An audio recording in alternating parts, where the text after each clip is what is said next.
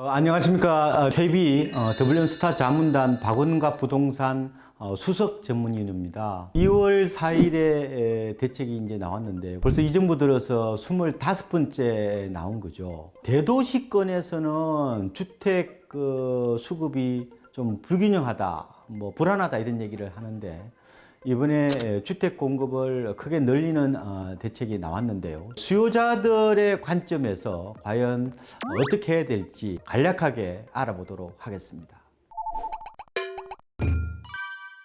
이번 대책은 세 가지로 압축을 할 수가 있는데요. 먼저 도시 지역 내에 가용 토지를 최대한 확보해서 개발에 나서겠다.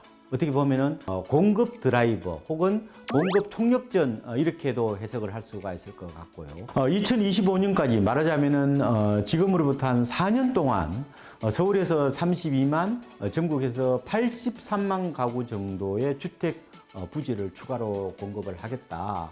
두 번째로 재건축 문제인데요. 재건축 추진의 걸림돌이라고 하면은 여러 가지가 있지만 제가 보기에는 재건축 초과이익 환수제거든요. 재초안이라고 얘기를 하는데 공공재건축 방식으로 추진하게 되면은 재초안 대상에서 일단 제외를 하고 용적률 인센티브도 이제 주기 때문에 그동안에 좀 지지부진한 어떤 재건축 공급에 물꼬트기 가능성도 있지 않을까 이렇게 조심스럽게 예상을 해보고 있고요. 세 번째로는 수요자들이 이제 주로 임대보다는 분양주택을 선호하지 않습니까? 그래서 분양주택 공급을 좀 늘리겠다. 그리고 공공분양에서도 추첨제를 도입하겠다. 이렇게 되면은 청약 대기 수요가 늘게 되고 기존 주택 시장으로 쏠림 현상들을 다소 완화하는 취지도 담고 있다고 보면 됩니다. 결국 이런 조치들은 시장의 주택 공급을 늘린다는 신호를 보내는 것이라고 볼 수가 있는데 속도감 있게 진행을 한다면은 무주택자들 심리 안정에 기여하는 어떤 측면이 있지 않을까 예상을 해보고 있습니다. 핵심 내용으로 한번 가보죠. 가장 우선적으로 저는 말씀을 드리고 싶은 내용이 공공 재건축 재개발이라고 할 수 있는데 공공이 직접 시행을 한다는 거예요. 토지 소유자, 그럼 아파트 소유자도 어떻게 보면 토지 소유자라고 볼 수 있겠죠. 동의를 거쳐서 이제 공공 재건축을 신청을 하게 되겠죠. 그동안에 재건축을 하게 되면은 조합 설립인가도 받아야 되고 관리 처분 계획인가도 받아야 되는데 이런 절차를 다 생략해 버리겠다는 거예요. 그래서 지자체의 인허가의 어떤 통합 심의로 초스피드로 재건축을 가능하도록 하겠다. 보통 13년 정도 걸렸는데 이걸 5년 안으로 줄이겠다. 그리고 종상향도 한다는 거죠. 2종 주거지역을 3종으로 올린다는 얘기입니다. 법적 상한 용적률도 한 120%로 올리는 부분. 그리고 재건축 조합원들은 2년 거주요건이 새로 생기게 되거든요. 그런 것들도 배제를 한다. 여러 가지 혜택을 주겠다는 게 주요한 어떤 내용 중에 하나고요. 그리고 이제 공공이 사업 시행자가 되는 거잖아요. 기존의 토지 소유자들이 원하시면은 결국은 조합도 해산할 수 있는 측면도 있는 것 같고 아파트 보유자나 지분 이제 보유자들은 현물을 이제 SH나 LH 같은 이제 공공에다가 선납을 하고 나중에 이제 아파트를 받는 거죠. 당연히 그 아파트는 싸게 받을 거니까 결국 이제 특별 아파트 할인 분양권을 받는 것이다. 이렇게 해석을 할 수가 있을 것 같습니다. 초기 단계는 개발 속도가 빠른 공공 방식으로 바꿀 가능성이 저는 있다고 보고요. 다만 이제 조합 설립인가를 받았다. 그러면 어느 정도 사업이 진척된 단지들이잖아요.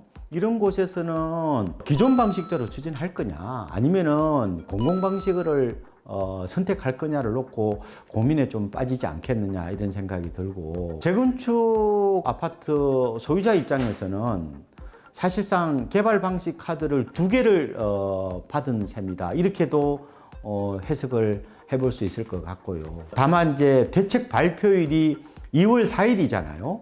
근데 이 이후에 사업구역 내에서 신규로 말하자면 이거는 잔금이 아니라 계약 체결입니다. 한 사람은 아파트 우선 공급권이 이제 없다.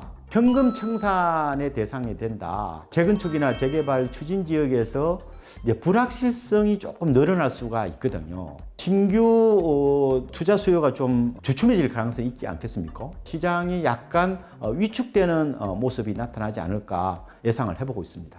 두 번째로 도심 공공주택 복합 사업인데요. 입지별로 보면은 역세권은 이제 주거, 업무, 상업을 겸한 주거 상업 고밀지구로 이제 개발을 하는 거고요. 중공업 지역은 공장들이 많잖아요. 이곳은 이제 주거 산업 융합지구로 개발을 하는 거고, 저층 노후 주거 지역 이런 쪽은 이제 주택 공급 활성화 지구로 각각 신설을 해서 좀 더 체계적으로 개발하겠다, 이런 계획들이 담겨 있습니다. 역세권은 용적률을 최대 700%까지 올려주고, 상업시설 비율도 완화해서 개발의 어떤 메리트를 좀 더 주겠다. 소규모 공장이 많은 중공업 지역은 뭐 스타트업 육성 공간이나 뭐 R&D 센터로 개발하겠다. 낙후된 저층 주거지는 채광과 높이 기준, 뭐 일조권이라든지 조망권 이런 부분에 대해서 규제를 좀 더 완화해서 개발이 될 수 있도록 물꼬를 트겠다, 이런 내용들도 담고 있다. 그런데 주의를 하셔야 될 것은요, 대책 발표일 이후에 개발지에서 뭐 다세대 신축 땅이나 뭐 지분을 구입하게 되면은 우선 공급권을 부여하지 않는다는 겁니다. 아까 재건축하고도 좀 비슷한 건데요. 또 하나는 건축물이 한 채고, 그리고 한 필지가 있는데 여기에서 여러 사람이 이제 그 공유 지분 형태로 갖고 있는 경우가 있잖아요. 그거에 대해서는 우선 공급권을 한 개만 주겠다. 대책 이후에 쪼개기를 근본적으로 차단하겠다.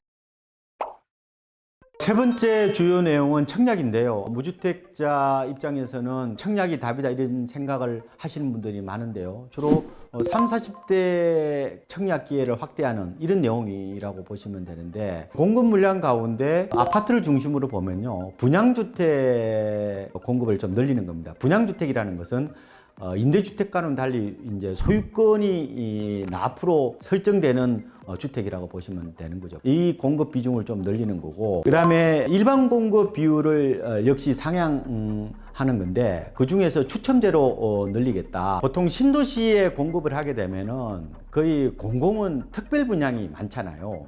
특별 분양은 뭐 생애 최초라든지 다자녀 특별 공급 이런 걸 얘기를 하는 건데, 일반 공급분은 한 15% 정도밖에 안 돼요. 그런데 이번에 공급하는 지역은 민간 택지지 않습니까? 공공 택지가 아니라. 이런 점을 감안해서 일반 공급 비중을 15%에서 50%로 늘리겠다, 이렇게 보시면 됩니다.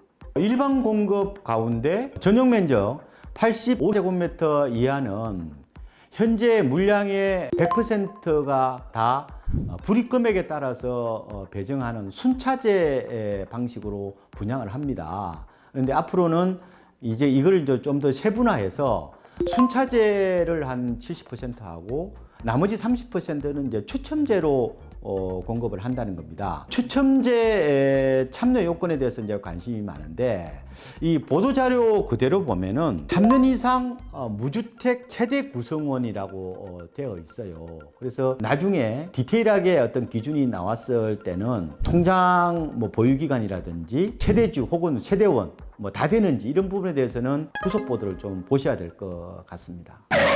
마지막으로 향후 전망과 과제 부분을 조금 언급을 하고자 하는데요. 이번 자료를 보면은 시장이 불안해지잖아요. 그러면은 해당 지역을 아예 사업 대상에서 제외시키겠다, 지구 지정을 중단할 수 있다, 이런 얘기를 하기 때문에 묵지마 투자는 신중해야 된다. 최근에 거래 가격이나 거래량이 종전보다 10에서 20% 늘어난다. 그러면 불안 징후가 있는 거잖아요. 대상 지역에서 역시 제외할 수 있기 때문에 조금 조심해서 접근하는 게 좋을 것 같다. 앞으로 이제 대규모 도심 개발로 기대감이 형성이 되면은 이런 가수율을 차단을 해야 되겠다. 단기적인 어떤 불안을 진정시키는 문제, 이게 좀 급선무이지 않겠느냐. 그리고 개발을 한꺼번에 또 하게 되면은 전세난이 유발될 가능성도 있습니다. 그래서 지역별로 좀 시기 조정 같은 이런 것들도 필요하지 않을까 예상을 해보고 있습니다. 오늘 대책은 방대한 내용이지만 좀 더 디테일하게 들어가 보면은 개요 성격도 강하다고 보거든요. 그러니까 도심 지역에서 아파트 공급 청사진을 밟겠다 이렇게 볼 수 있는데 세부 내용에 대해서는 아마 후속 대책이 나올 겁니다. 그래서 여러분들이 좀 언론 보도를 계속해서 좀 관심 있게 지켜보는 것도 내가 어떤 행동을 할지에 대해서 방향을 잡는 데 도움이 되지 않을까 생각을 해봅니다.